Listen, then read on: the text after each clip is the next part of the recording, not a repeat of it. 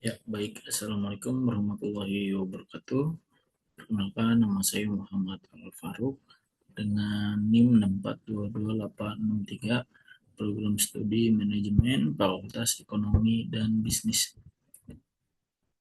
Baik, di sini saya akan mempresentasikan hasil studi saya, yaitu yang meneliti tentang manajemen risiko teknologi informasi dan kepercayaan nasabah, yang dimana merujuk pada studi kasus PT Bank Syariah Indonesia atau BSI dengan tugas ujian akhir bank dan lembaga keuangan.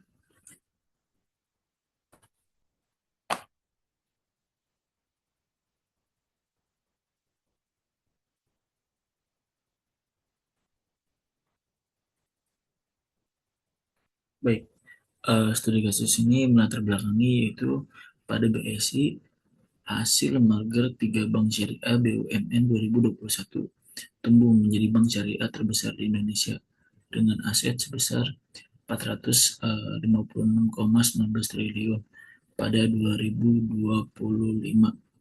Namun pada Mei 2023, BSI mengalami serangan cyber ransomware yang melumpuhkan layanan digital selama beberapa hari dan diduga membocorkan data jutaan nasabah, menurunkan kepercayaan publik.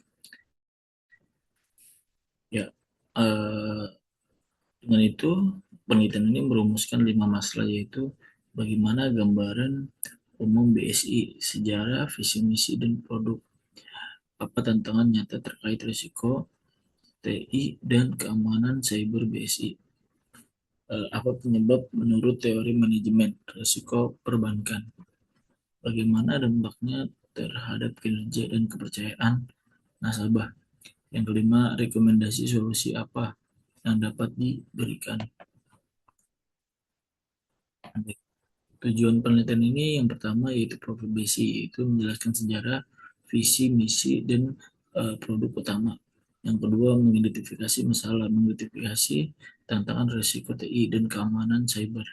Yang ketiga, analisis penyebab, yaitu menganalisis penyebab dan teori manajemen risiko. Yang keempat, analisis dampak, yaitu menganalisis dampak terhadap kinerja BSI. Yang kelima yaitu merekomendasi atau memberikan solusi realistis dan dapat diterapkan. Ya, konsep bank syariah dan landasan teori. Konsep bank syariah yaitu bank yang beroperasi berdasarkan prinsip syariah Islam tanpa riba, menggunakan skema bagi hasil jual beli dan sewa, dewasi Dewan Pengawas Syariah dan OJK. Yang pertama, manajemen risiko perbankan. Bank sebagai agen of trust menghadapi risiko operasional, kegagalan proses, sistem, dan TI. Menurut Kashmir tahun 2014, risiko TI dan keamanan cyber.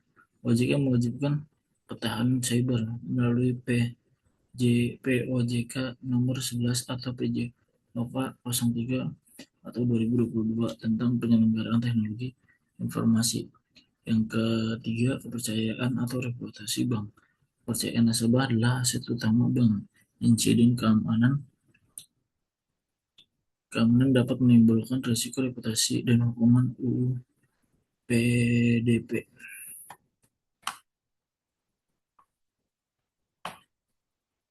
Profil PT Bank Syariah Indonesia Tembakau. Uh, Sejarah dan visi misi yaitu resmi berdiri 1 Februari 2021 dari merger Bank Syariah, BRI Syariah, Bank Syariah Mandiri, dan Bank BNI Syariah disetujui OJK 27 Januari 2021. Visi top 10 Global Islamic Bank, nilai perusahaan budaya kerja akhlak. Produk dan layanan utama yaitu tabungan, giro, dan deposito, pembiayaan KPR, mikro dan UMKM IB, gadai dan cicil emas IB, BSI, mobile dan layanan digital. Ya, pada 1 Februari, ya tanggal berdiri yang resmi pada Bank BSI dengan top 10 target Global Islamic Bank.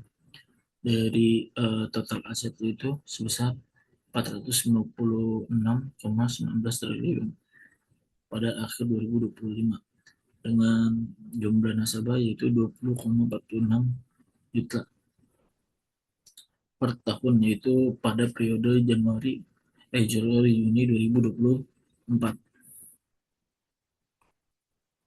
Baik, pada diagram tersebut adalah kinerja keuangan BSI tahun 2023 sampai dengan tahun 2025, yang dimana laporan tersebut pada 2023 ya menurun, dan 2024 juga sama. Pada total aset meningkat, tapi pada pihak ketiga yaitu menurun, dan diiringi dengan tahun 2025 pada eh, pada total asetnya juga sama meningkat ya, dan pihak ketiga juga sama untuk dari pada riwayatnya yaitu signifikan ya, dan laba bersih RPP triliun dan MPF yaitu eh, laba bersihnya yaitu naik atau MPPS-nya menurun. Ya, lanjut. Permasalahan insiden ransomware Mei 2023 itu pada 8 Mei, yaitu sampai dengan 16 Mei layanan base mobil ATM dan trailer cabang terganggu sejak pagi hari. Manajemen awalnya menyebutkan ini pembelian sistem, dan pada 11 Mei Direktur Utama BC mengumumkan seluruh pulih normal, dipastikan tidak ada terus mengenai. Dan pada 13 Mei kelompok prioritas telah 3, mengklaim bertanggung jawab atas serangan ransomware terhadap BSI sistem BSI. Tanggal 16 Mei itu data yang diklaim memiliki BSI 15 juta data nasabah dan pegawai disebarkan di dark web.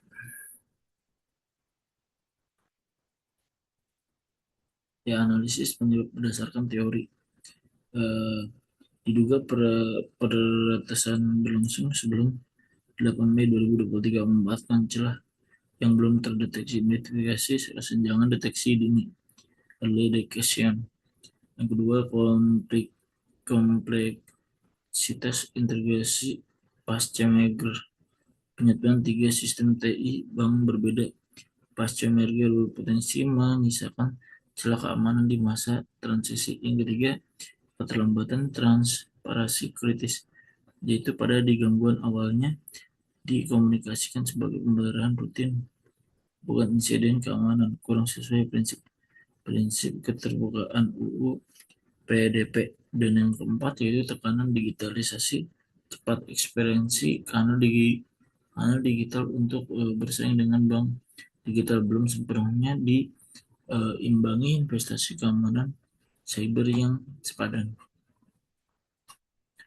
Analisis dampak itu pada operasional. BSI mobil ATM dan teller tetap dapat diakses normal selama beberapa hari, menghambat transaksi jutaan nasabah. Keamanan data dan hukum, dugaan kebocoran data skala dasar menimbulkan risiko hukum terkait UU perlindungan data pribadi. Yang ketiga, reputasi dan kepercayaan